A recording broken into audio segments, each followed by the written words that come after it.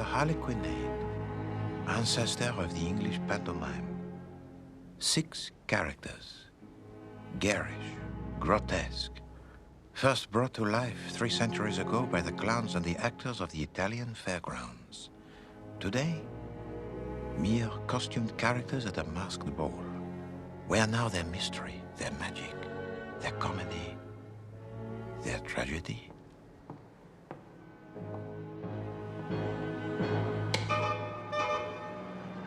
Ready for the party, Uncle? Oh, where's your mask? It's not midnight yet, you know, Eustace. Victory Ball? You'd think the Hun would remember 1918 as well as we do. Ah, well, as Coward says, what a pity the Hun prefers fighting to fun. What's this? Oh, Uncle Eustace, not more for your collection. Magnificent set, isn't it? Just over from Holland. Van Meer's holding it for me to the end of the month. I can guess why you're telling me. Your poor uncle doesn't get 6,000 a year from the Cronshaw estates. Eustace, please. You know I'm cleaned out after the figurine. This is a night for old triumphs, not for new quarrels. Cronshaw.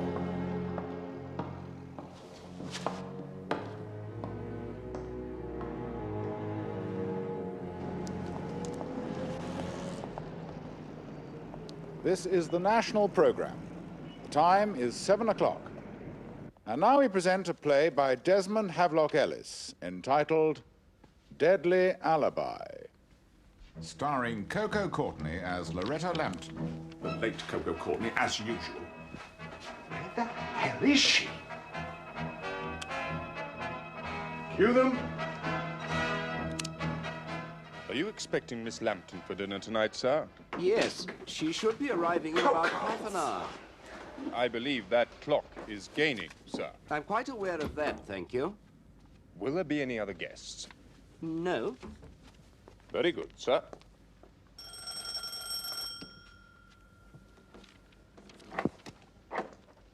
Good evening, Davis. I'm afraid I'm a little early. That's quite all right, miss. Bloody actresses. It was such a fine night, Hey, is that the time? Approximately. Of course, I forgot. It gains. Rather fun, really. You can be early and late at the same time. Oh. Letty, I wasn't expecting you till 8. Sorry, but I never realized. It was stupid. Thank you, Miss Lemon. I think Captain Hastings was listening to the weather report to see whether you'd need an umbrella. This urgent package just arrived by messenger. Can I go now? Yes, of course.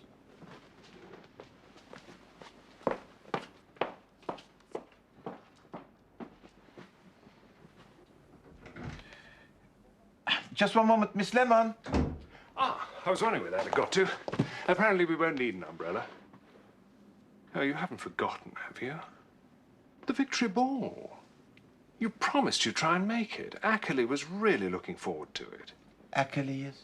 He's with the BBC, but he's quite a decent chap. Drives an Alvis. Well, unfortunately, I have to rearrange my stamps in order of size. Please convey my apologies to Monsieur Ackerley. He'll be very disappointed. He said that meeting you was the high spot of his career. Well, that seems reasonable.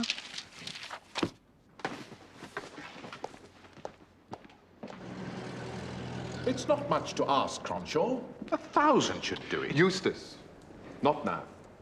Later. And there she is, the belle of the ball. Franz. Cutting it a bit fine, weren't you, Coco? I like cutting it fine. Hello, darling. Coco, you remember my uncle, the Honorable Eustace? Dishonorable, I heard. Oh, and this is Chris Davidson, one of Coco's old acting cronies. Hello. Come on, Davidson, we better go and rescue your wife. She's out in the taxi with a friend of Uncle's, the infamous Mrs. Malaby. After you. About time. I was beginning to suspect Miss Courtney was having a clandestine affair with Henry Hall and his orchestra. Go again, Professor. Good evening, Coco. Getting chilly, isn't it? All aboard for the victory ball.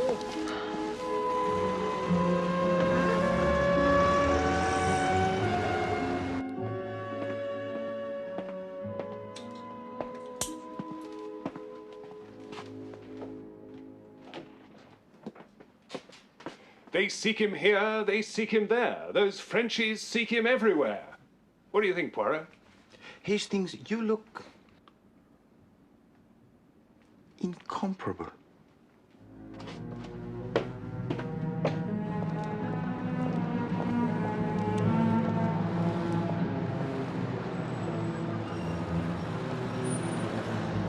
I still don't think they'll let you in. I thought I made it clear the victory ball is a costume do. Hercule Poirot does not wear costumes. Everybody does. The whole idea is to go with someone famous. Precisely. Oh. I see.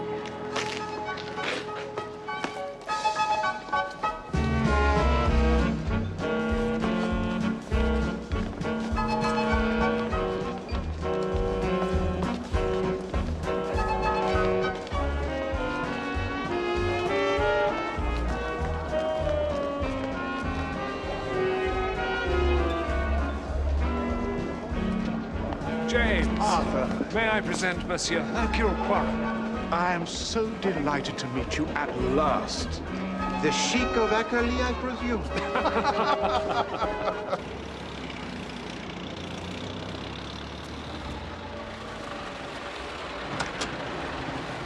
Well, here we are then. We eat supper first, don't we, Cronshaw? No, not till 9:30. Oh. Couldn't they run to a doorman in this place? We're so backward in England, Mrs. Malaby. We still have door handles. Oh, pardon me for living. Oh, Leo. Ah, lost already. Did I hurt you, my dear? I half expected you to shatter like a vase. Come along, Coco. It's all right. You all right, darling? I was so afraid I wasn't going to make it here on time, thanks to the antics of Coco Courtney. Oh, speaking of which, isn't that her up there? Oh, with Lord Cronshaw's party, yes. She's talked about nothing but the costumes all through rehearsals. They're a reproduction of the old Italian comedy. The what? Ah, yes, the Commedia dell'arte. Harlequin, the magical sprite who can become invisible, and his lover Columbine. Punchinello and Pulcinella, the grotesques. And yes, the tragic Pierrot and Pirate. Enchanting. I thought Lord Cronshaw was a younger man. Pulcinello? Oh, no, that's his uncle, the Honourable Eustace Beltane.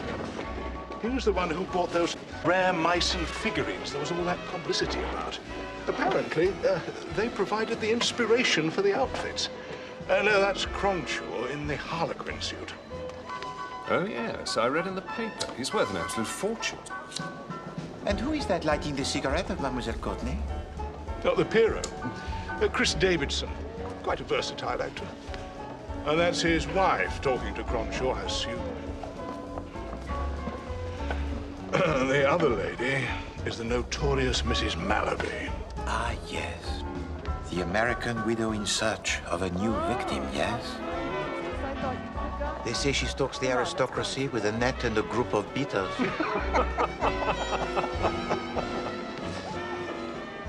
Such a bore. They make a jolly crowd there, don't they? Yes, indeed.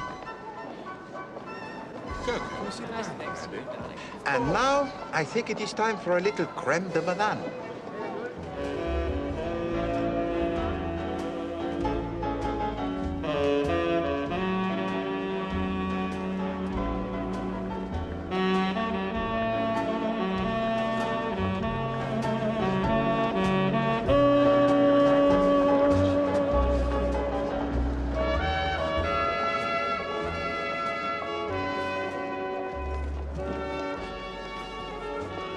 Thank heavens that's over. Coco and Cronshaw are being simply appalling. There's that shyster Van Meer over there. Eustace, forget it. held me for ransom on the figurines, and now he wants to do the same again with that china. It's the least of our worries this evening. I'm going to corner the blighter and demand that he reduces the price. Eustace! I'm sorry. When Eustace wants something for his collection, he does rather. I want to put an end to this right now. For God's sake, shut up. Coco, where do you think you're going? I told you I've had enough. Chris, get me a taxi, would you? I've got a splitting headache. Coco. It's all been decided, Crunch. Chris is taking me home. The hell he is. You're staying right here. I am not prepared to have an argument about it. Look, why don't we all just sit down for a moment and cool off? Cool off? He's already as cold as an iceberg. With me as the Titanic. What the hell do you think you're laughing at? I'm sorry. Coco, people are looking. Come along. Crunchell, let's go back inside.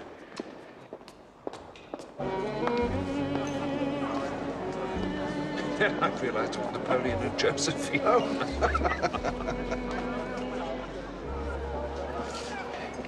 Monsieur Ackley, do I understand that you produced the play on the radio this evening following the weather forecast? Yes. Tell me, is not Mademoiselle Courtney slightly older than is usual for the part of the ingénue? A little, perhaps. But then that's the joy of radio. The visual appearance is all in the mind.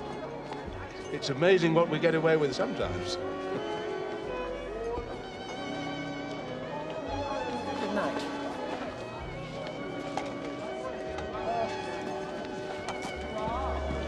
What's all that about? It would appear that Mademoiselle Courtney and her boyfriend, Lord Cruncher, have had a disagreement of some kind. Just now, I heard her ask Monsieur Davidson to escort her home. Well, that's a shame. She'll miss all the fun. Well, I wondered how long it'd be before something like that happened. You are not surprised? I know actors, Monsieur Poirot. They never know when to stop. She has had a moment of drama for this evening. Let us hope it will be sufficient. He's arrogant, he's conceited. What's all this about, Coco? What exactly did Crunchell say to you earlier? Chris, not now. Has our taxi arrived yet? Here comes waiting, sir. Can't be. Chris.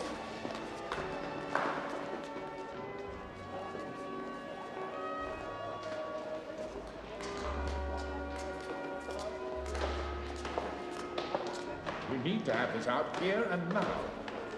Look, you're not a poor man. Surely you can do me this one favor. You know I'm desperate.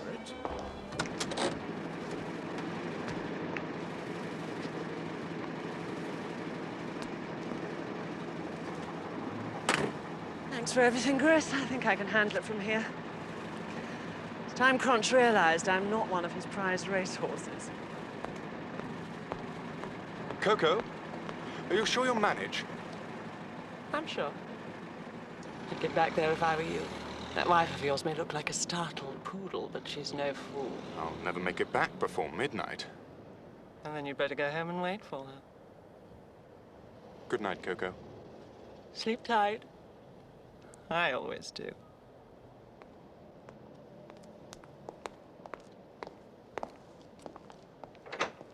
Have a nice evening, Miss Courtney.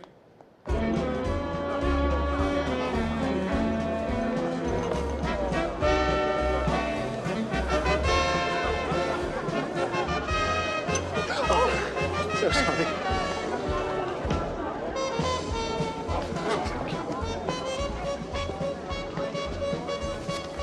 Monsieur Ackley, I thank you. You are very kind. My pleasure. Santé. Cheers. Are you sure I can't persuade you to recount some of your juicier cases on the radio? Alas, no. You see, murder, a real murder, is not an entertainment. Oh, look at this place. People dance, they laugh. But anywhere, there may be evil beneath the mask. Pardon me. I saw you across the room. Aren't you Hercule Poirot, the detective? I am indeed Madame Malaby. Oh! That's amazing. You worked out my name. I suppose you don't also know where Lord Cronshaw is. He's a harlequin. He's been in a tizzy ever since supper. Alas, no. Oh. He promised me a turn on the floor before 12 o'clock. Then, Madame, you must not be disappointed. Oh. My associate, Captain Hastings, is a dancer consummate. He would be pleased to accompany you. My pleasure.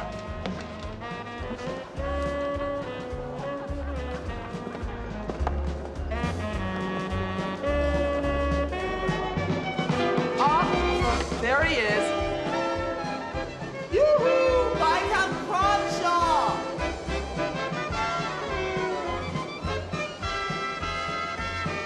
Would you excuse me, Colonel? Of course.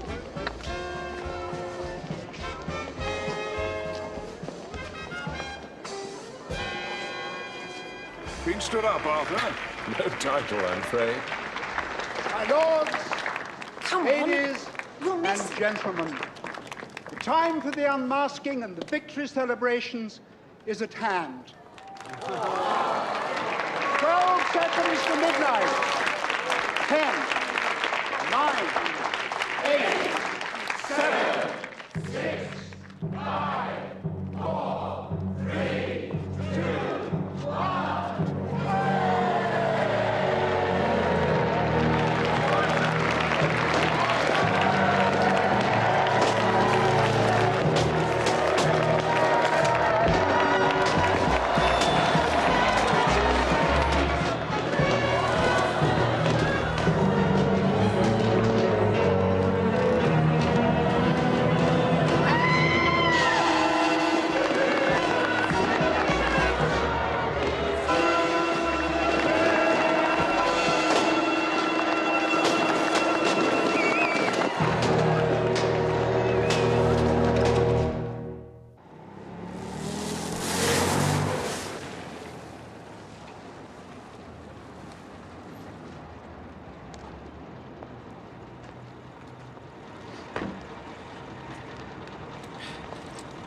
Thank you.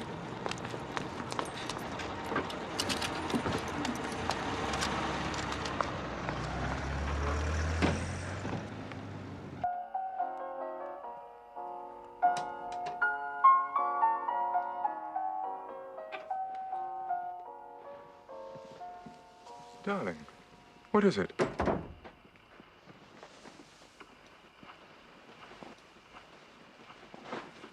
What's happened? Lord Cronshaw's dead.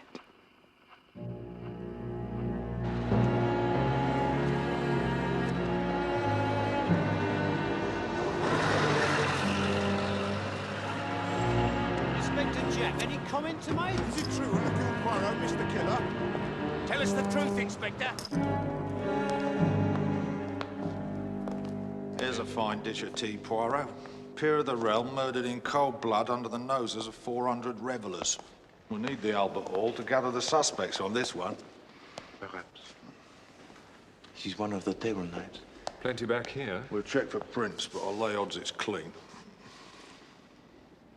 An instrument not very practical, but in the right hands. Ah, we also found this on the floor. The Malaby woman saw him make some sort of note just before he died. Lowestoft. Town on the east coast. Perhaps he was planning a holiday. I say, Poirot, look at this. Attention, mon ami.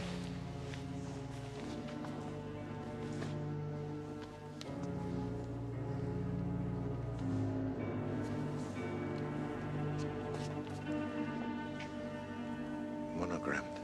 C for Cronshaw. Very nice.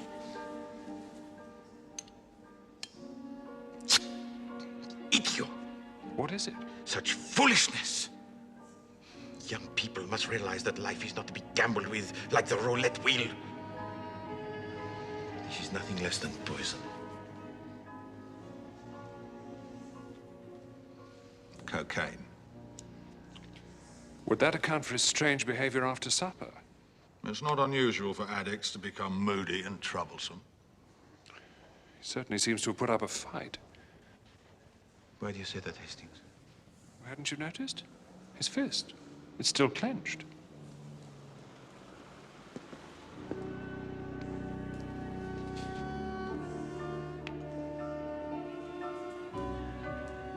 C'est ça. I can't see how that helps us. Can you not, Chief Inspector? Then let me enlighten you further. Unless I am very mistaken, there is something very important behind this curtain. Voila.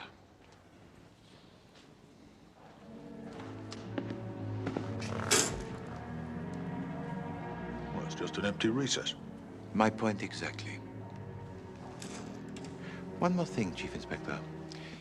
If I were you, I should find Mademoiselle Coco Courtney. Why? Ask her if she and Lord Cronshaw had an argument.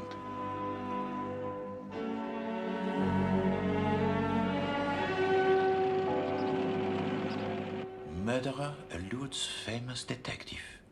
Idiot. It's a very good photo of Captain Hastings.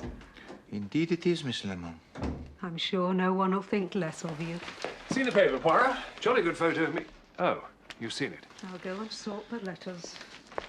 I wouldn't take it to heart if I were you. No, indeed, Hastings. For the present, it suits my purposes. Ah, this is what interests me. The obituary? Listen to this. Viscount Cronshaw was chairman of many charities, including the Widows of British Seamen and the League Against Drug Addiction. He has succeeded in his title and estates by his uncle, the Honorable Eustace Beltane. The League Against Drug Addiction? That's a bit hypocritical, isn't it? You miss my point, I think, Hastings. Mr. Poirot. Chief Inspector Japp.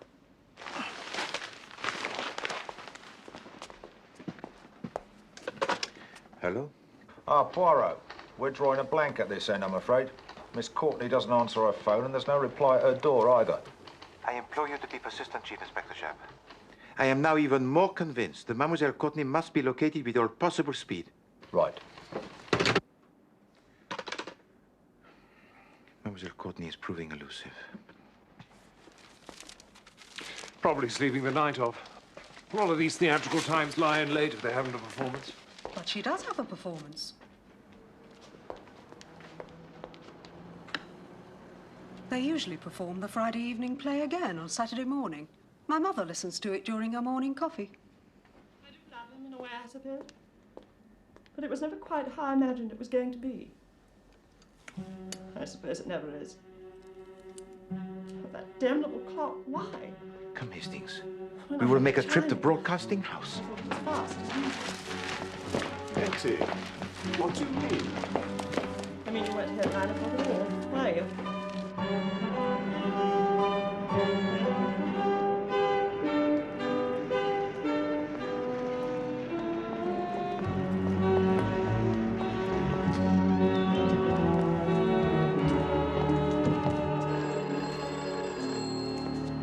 Hercules Poirot. I'm afraid the variety auditions are on Tuesdays. That is fortunate. I am here on a matter of murder, madame. You're the detective from the newspapers. Correct? Don't suppose you'll want to miss a second one. You were never where you said you were that night, but here all the time. I feel such an idiot. I never guessed it was the money you wanted. Is that what you thought? Luckily, we took a recorded transcription of last night's performance for the archives. We'd have had to ask one of the girls to double up parts.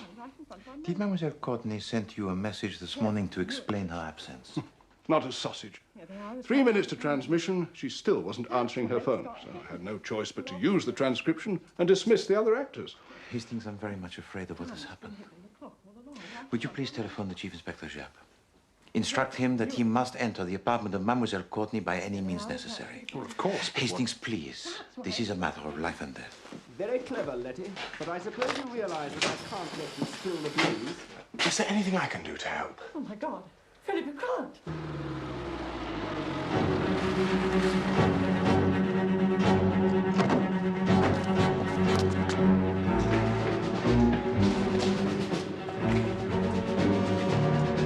Fourth floor, lads.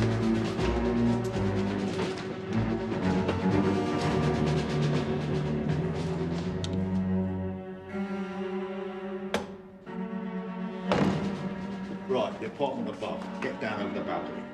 Fast! And don't break your necks! Nothing yet? You and Mademoiselle Courtney are old friends, huh? After a fashion. She likes having people she knows around her, playing minor roles. Coco and I go back a long way. She was playing the lead in Rep when I landed my first part. So you see a great deal of each other? Look here, Poirot. I'm a married man, remember? I'm sorry, Monsieur Davidson. Forgive me, but I was just trying to ascertain whether you could shed any light on the argument last evening between Mademoiselle Courtney and Milord Cronshaw. Not really. But there was a bad atmosphere all evening. It was as if something was brewing. We all noticed it. But they conversed normally at supper? Hardly a word. No one had much of a chance to say anything with Beltane going on about some china he wanted to add to his collection. Of course, it all flared up after the meal. And then I ended up taking her home. And when you were alone together, in the taxi?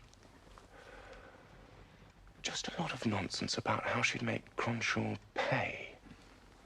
The usual hysterics. Then I dropped her off at her flat. At what time was this? Nearly midnight. There was no time to go back to the ball, so I just headed home.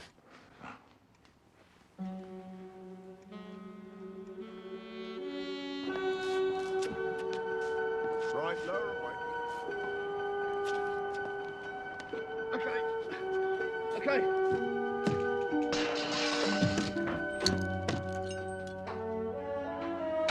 Sir?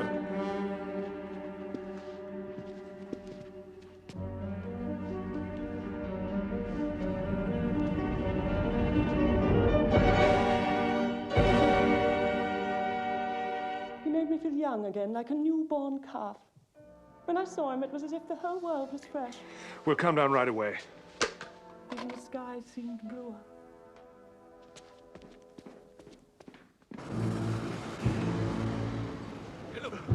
Come on. Here it comes.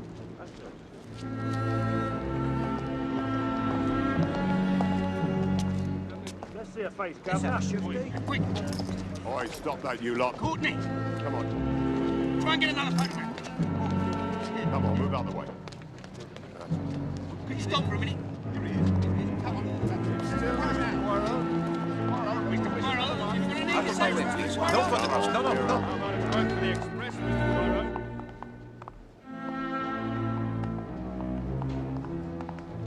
Chief Inspector? We found her in the bedroom. Overdose of cocaine. Presumably supplied by her boyfriend, Lord Cronshaw. How many more must die before this folly is seen for what it is? Toxicity finally got too much for her. Cronshaw must have been supplying it to her for some time. Do you not understand, Chief Inspector? Lord Cronshaw was determined to stop Mademoiselle Courtney from taking cocaine. The initial C on the silver case, it stood for her name, Coco. Of course. The quarrel after supper was when Cronshaw discovered what he'd suspected all evening, that she had a supply with her. He took it from her, and that's when she went home. So to spite him, she took another dose as soon as she got back. Messy. What I don't see is where Cronshaw's murder fits in with all this. Because the devil himself dances among us, but we do not see him. Eh? I wonder. Chief Inspector, would you permit me a further examination of the body? Well, I don't know what you expect to find. The facts on Miss Courtney are indisputable. I am not talking about the body of Mademoiselle Courtney. I am talking about the body of Lord Cronshaw. That newspaper headline sent him dippy, if you ask me. What's he going to find that we didn't spot last night? You checked all his pockets? Pockets, clothing, the lot. I don't see. Indeed, you do not see, Chief Inspector. All right, Poirot, what's the trick? Look at this hand. What do you observe? Clenched fist. Hastings. I agree. With a fist, why is it clenched?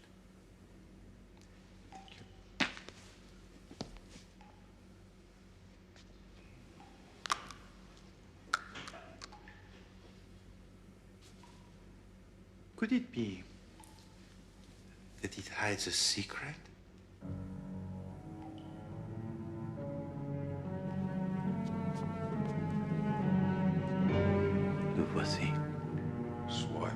holding something. The pom-pom.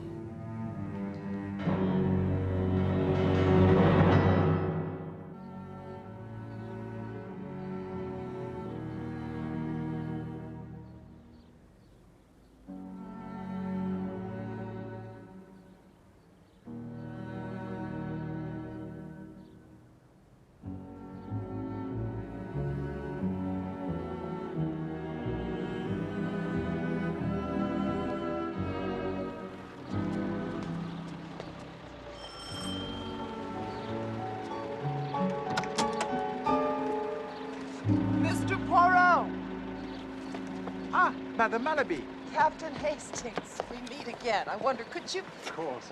Oh, I couldn't decide on my autumn look. Anyway, Eustace can afford it. He's Viscount Cronshaw now.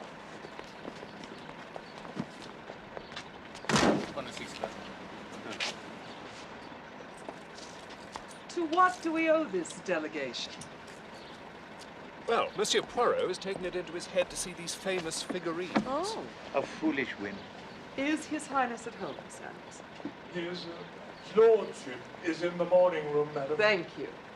This way, gang.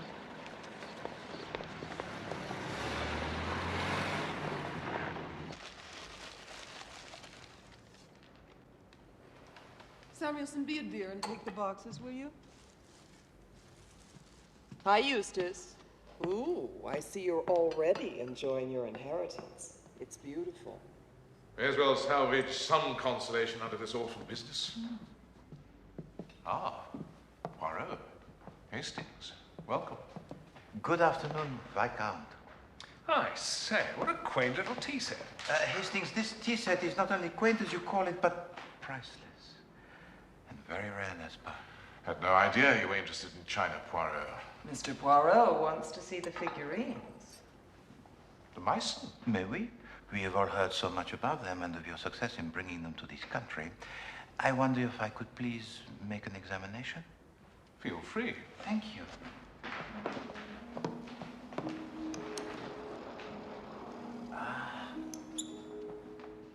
May I?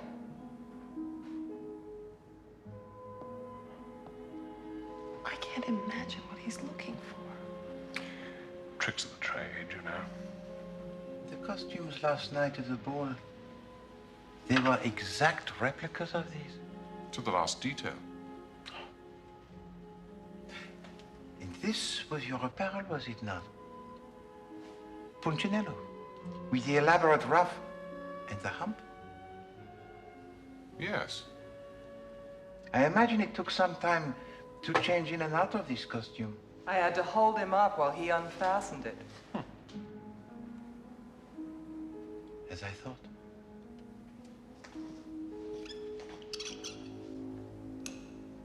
Viscount, where were you after supper last night during the ball? Trying to beat down the dealer chappie for this lot. Finally managed to corner him. In the supper room. That's right. Again, I thank you.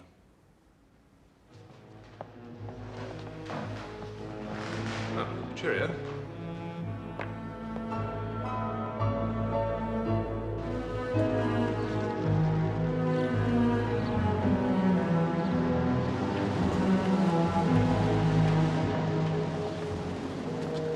Ah, there you are, Poirot. I've been looking for you. Chief Inspector, chap. I've been doing some thinking, and to my mind, that missing pom-pom could only have come from one person. I concur absolutely, Chief Inspector. Excuse me.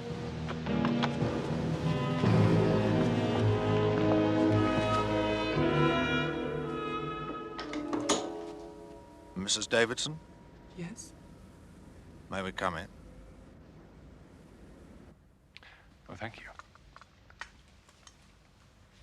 I'm sorry my husband isn't here. He went out for a drink. Bit early for that sort of thing, isn't it? Oh, he's the sociable type, is he? Yes. Unlike me. Acting isn't exactly a good, steady job, you know. You're not in the profession yourself. No. I thought I might like to once, but I just couldn't. Not in front of everyone like that. Well, indeed, there are many types of people in this world, madame. We must each be true to ourselves. perhaps.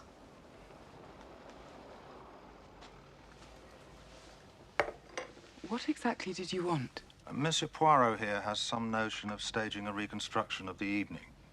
Well, that is so. Oh? Oh, it is just merely a question of detail to be checked. The precise nature of the costumes that were made for you for last night's ball. You understand? I think so. We'd like to have a look at them for a moment, if we may. Do you still have them? I'm afraid not. My husband sent them to be cleaned. Yes, of course. Quel dommage. Well, I'm very sorry to have disturbed you, Madame Davidson. We will just finish our tea.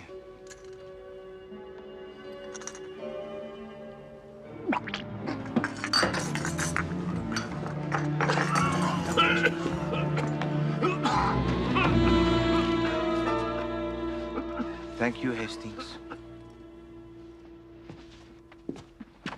You are right, Madame Davidson, not to consider a career in acting.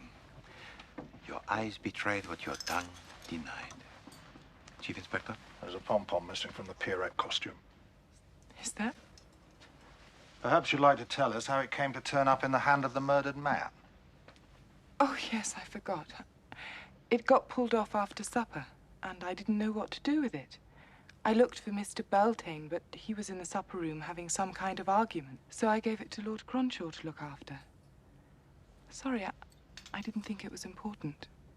Does that answer your question? You must understand, Madame Davidson, that to conceal information may not only protect the guilty, but also punish the innocent. You do understand, do you not? I understand. I'm sorry. Star News Standard. Her story seemed completely plausible. Except in one respect. What's that? It is a foolish lie. The threads on the pom-pom that we discovered in the hand of Lord Cronshaw, they were torn, whereas those on the costume of Madame Davidson were cut. You mean she cut it off herself? No, Hastings. She did not even notice that the pom-pom was missing until we pointed it out. That is why she made up that story that was ridiculous. Hers was cut by the murderer. Why? To replace the one that Lord Cronshaw had torn from the costume of his killer. Well, if it wasn't her, and her husband wasn't even there when Cronshaw was murdered... Have either of you considered the possibility of a duplicate costume? Another Poirot. And what about that note he left? Lowestoft. Ah, yes, the note. May I suggest that you inquire from the dealer about the dinner service that has just been purchased by Lord Beltane? I think you will discover that it is rare Lowestoft china. You mean? And now it is necessary to restore the reputation of Hercule Poirot.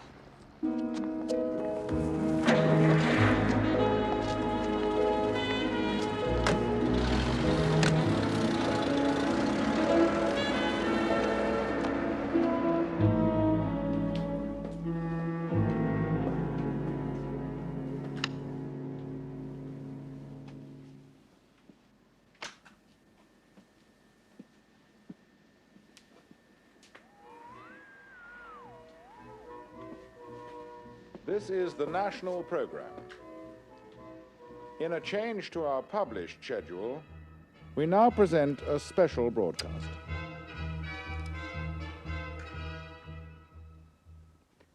Good evening, everybody. This is Hercule Poirot. I have been asked many times to recount my cases for the radio, but I have always refused. However, tonight, I have decided to present for you a reconstruction of the affair at the Victory Ball. And that is why I have with me tonight in the studio the principal members of the party whose lives were altered by that most tragic event. I thank you all very, very much indeed for accepting my invitation. And now, I take you back to the Colossus Ballroom on the night of the Victory Ball. The lights, they dim. The music, it plays. And the shadows of the principal characters return to gather before us.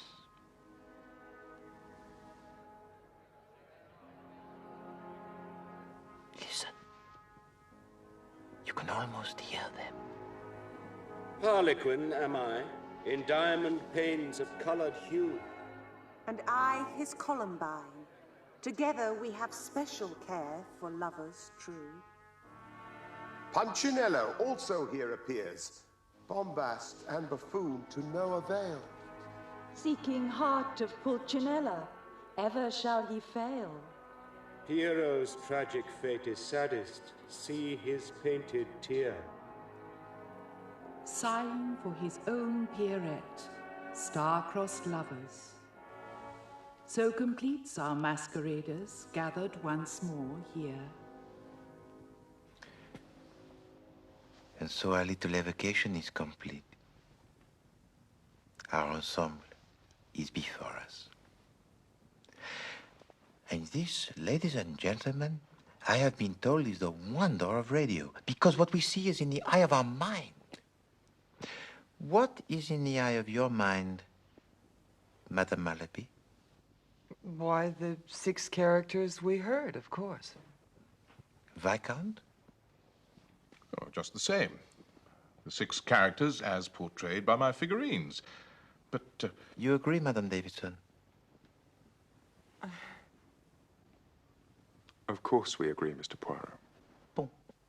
But now let us see the reality before us. Messieurs, dames, the players. I present to you Pierrette, Pierrot, Pulcinella, Punchinello, and Columbine. There's one missing. That's right. Where's Harlequin? Have you forgotten, Viscount, that Harlequin can become invisible?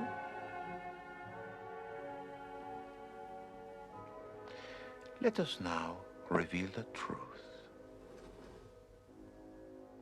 Are you ready to tell us the truth, Madame Davidson, or shall I? Very well. It was all very simple. The motive behind the murders of both Lord Cronshaw and Coco Courtney was the evil drug cocaine. It's your to stay right here. I'm not prepared to have an argument about it. During the Victory Ball, I witnessed an argument between Lord Cronshaw and Mademoiselle Coco.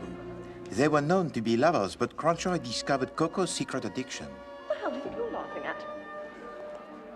The young Lord Cronshaw was a man of high principle.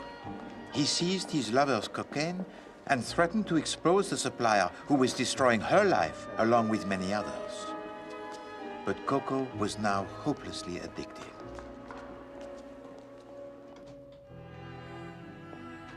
By the time she reached home, she had obtained a new, fatally strong dose of cocaine from her supplier, who now knew the one chance to avoid prison was murder. But what of our Harlequin? When I examined the body of Lord Cronshaw, I failed to discover the pom-pom. Why? Because the fist was clenched tight with a rigor mortis. Lord Cronshaw was not killed at 12 o'clock. He was killed earlier in the evening and the body hidden in a recess until later. But that can't be. I saw him myself a few moments before midnight. No, Madame Malaby. The Harlequin that you saw, that very same Harlequin, is here with us in this room.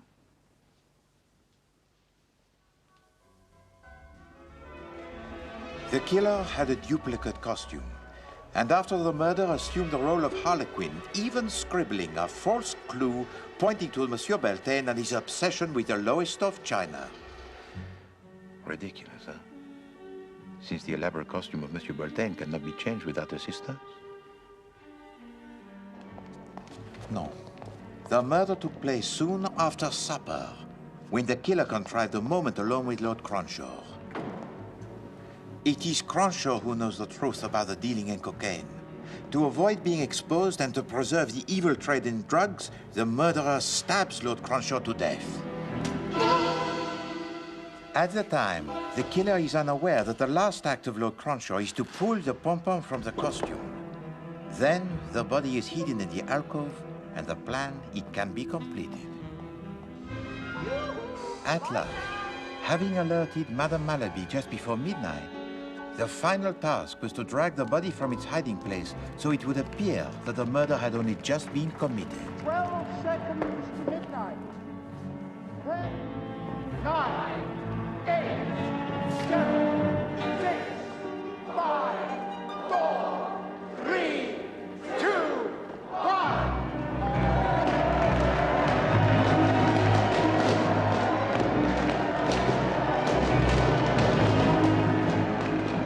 The murderer then slips quietly away,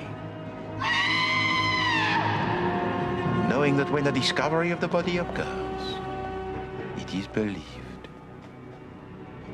that he is safely at home. No, it couldn't have been Chris. But it was, Madame Davidson. It was your husband who had a moment alone with Lord Cronshaw. It was your husband who gave to Coco when they were alone together in the taxi more cocaine. And in spite of what he told us, it was your husband who had ample time to return to the ball to complete his masquerade as Harlequin.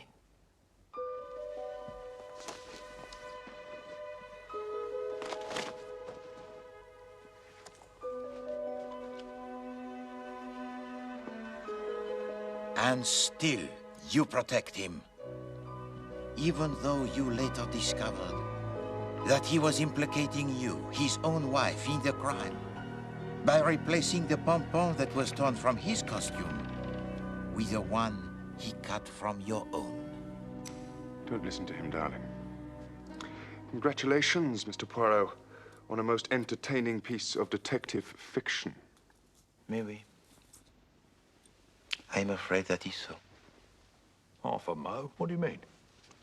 But because unless Madame Davidson is willing to testify that her husband deals in drugs, I'm afraid that everything that I have told to you so far remains only theory. Then I take it the show is over. Oui. Unless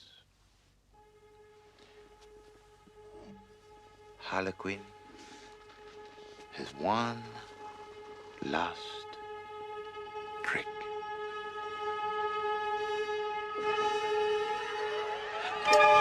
Madame Malaby, with which hand did you see Harlequin writing?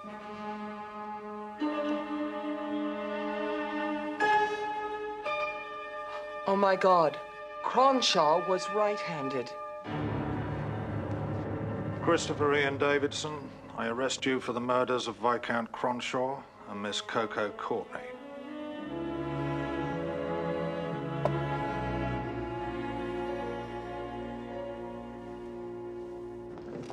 If he had not gone too far and tried to confuse by writing a clue that pointed to Beltane, he would be walking away with us now.